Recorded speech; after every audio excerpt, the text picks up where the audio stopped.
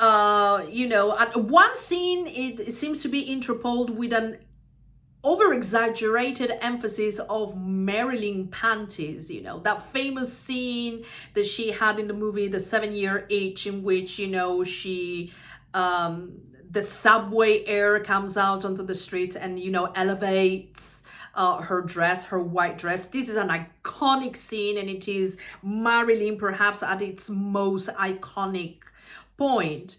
But there is a little bit of overemphasizing about the underwear shot, which was a way to portray how Joy DiMaggio was uncomfortable with Marilyn's work and Marilyn's sex symbol thing, I did find that scene, I don't find that the scene is bad. I just find that it is an exaggerated point that you're making. That's all I'm saying.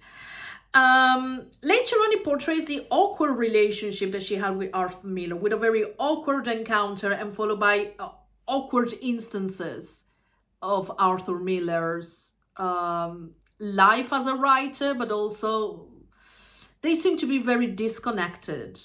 At least that's how it's portrayed in this movie. And once again, too many daddy issues from Marilyn Monroe, this constant inner guilt that takes her to substance abuse problems.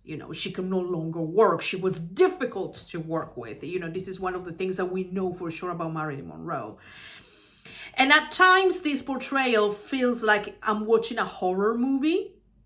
That's why I was saying earlier on that, this movie takes you everywhere, drama, fantasy, horror. The constant duality, not only the Gemini duality, but also the duality of fame and misery, constantly interpolated. Like, she cannot really ever triumph, she's always in some desperate attempt to, to either become a mother, become a good wife, or become a good actress, or become a good person, this constant ongoing struggle that she faces. And the movie, it is beautifully shot with iconic images, so it gives you this image, this visual of paradise, but the ongoing life of Marilyn, it's everything but. It's actually a nightmare. So this is a great portrayal of a fantasy turned sour. Marilyn trying to do as much as it possibly can, and she's always set to fail. And the affair with the President Kennedy, that scene, it's a scene that personally I don't think it's really necessary. It doesn't bother me like it seemed to have bothered other people. She's basically giving a fellatio to President Kennedy. I'm not even sure I'm allowed to say that. She's giving oral sex to President Kennedy in a very graphic way. Not pornographic, but graphic way. At one point, when she is on her way to see President Kennedy, security services treats her like crap. And at one point, she says, "Am I meat to be delivered?" Well, it seems to be the case, absolutely the case. This constant ongoing struggle that she also has with power in general, with men that are more powerful than her, whether is a studio executive or the president of the United States. And that scene, it's a crude scene of power play, in my opinion. Also, there are crude scenes are part of this movie. Let's not sugarcoat it. There are creative ways to depict forced termination of pregnancies. Some people debunk these scenes, saying that they're not true. Some other people have other political reasons for it. But this interruption of pregnancies seems to be a non-stop trauma for Marilyn Monroe, a non-stop inner guilt that she has. And the cruelty of her ending by receiving a box in which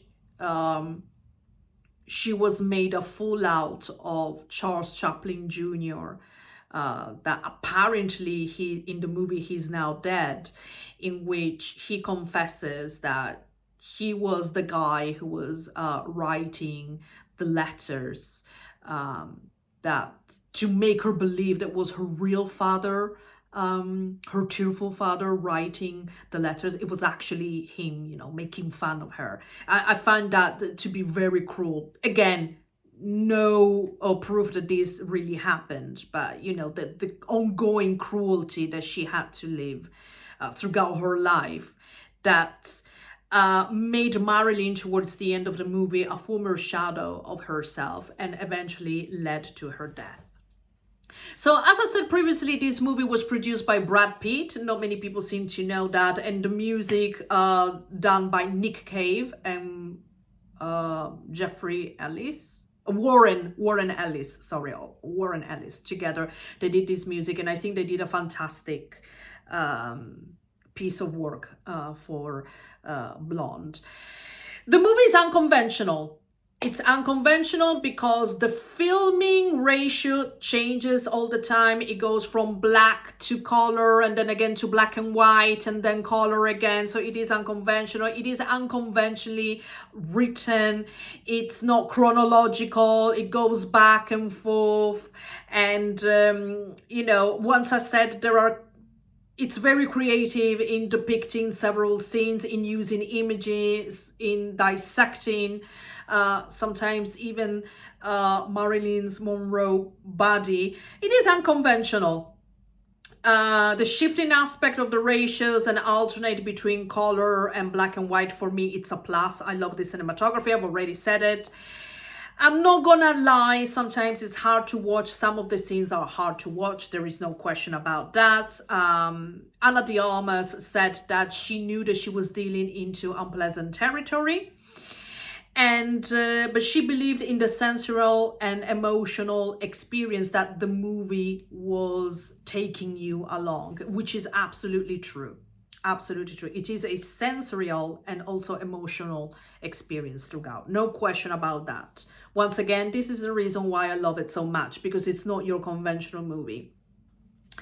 Now, when the movie came out, precisely because of some of the scenes and the storytelling in general, some people accuse the movie to be exploitative and unethical. Some call it sexist, dehumanizing, misogynist. Let's analyze how truthful this is, shall we? It is true, the movie is haunting. It has a lot of graphic nature. The depiction of the sex scenes, the depiction of forced sex, the depiction of terminating her own pregnancies. Absolutely, there is no question about the fact that it's sometimes hard to watch. But overall, that doesn't take away that this is a masterpiece, in my opinion. It's an absolute masterpiece. But a lot of people did not like it. Did not like it because, once again, today's environment in which we're living, it's all about sexism and misogyny and so forth. So I think everyone, in my opinion, I think everyone think that they're a film critic, and they play God a little bit. And not only they want to play God, they want to replace it and decide what has value and what has not. The movie it's a fantastic piece of art. There is no question about that. How it was filmed, how it was acted. Okay, you may not agree with the content, but you cannot take away all of those things away. If you try to do so, then in my opinion is that you perhaps trying to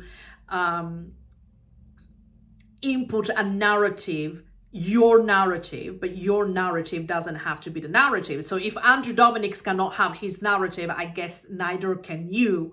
So we need to take this as an artistic event and value art for what it is, not for its political content or not, whether it's politically correct or not.